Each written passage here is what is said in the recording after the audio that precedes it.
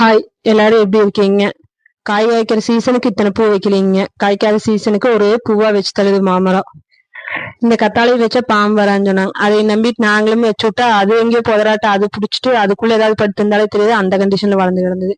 சரி, அது பூவை பிடுங்கி விட்டுலான்னு சொல்லிட்டு பாதி பிடுங்கி விட்டாச்சுங்க. இந்த பச்சை நெட்டெல்லாம் வச்சு கட்டினாலுமே ஒன்னும் கேட்கற மாதிரி இல்லைங்க. எல்லாம் அங்கங்க கிழிஞ்சு தொங்கறதுக்கும் 5 ஜீவன் வந்துட்டு போறதுக்கும் கொஞ்சம் சௌரியமா போயிட்டு இருக்குதுன்னு சொல்லி போட்டுதான் இன்னைக்கு சேலையை கட்டி விட்டுலான்னு சொல்லிட்டு எடுத்து வச்சாங்க.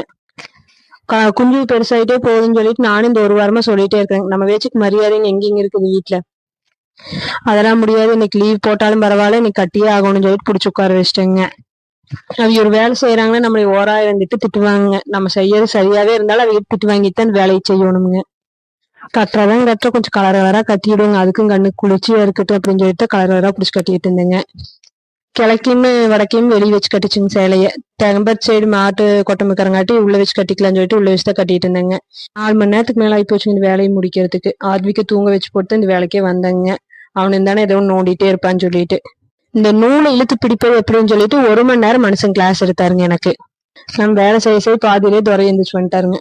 வந்துட்டு கோழி கடை வைக்கிறாருங்களாமா. அவரு மண்ணை எடுத்து போட்டு வைக்கப்புல வச்சு கோழி கடை வச்சுட்டு பிராக்டிஸ் பண்ணிட்டு இருக்காருங்க. இப்பவே கூண்டை ஒட்டியே கொஞ்சம் சொட்டு நீர் ரோஸ் போட்டிருக்காங்க. அது வீடா யூஸ் பண்ணிட்டு இருக்குதுங்க இந்த 5 ஜீவன். அங்க அதோட ட்ரெஸ் எல்லாம் வேற விட்டு வச்சுட்டு போயிருக்குதுங்க.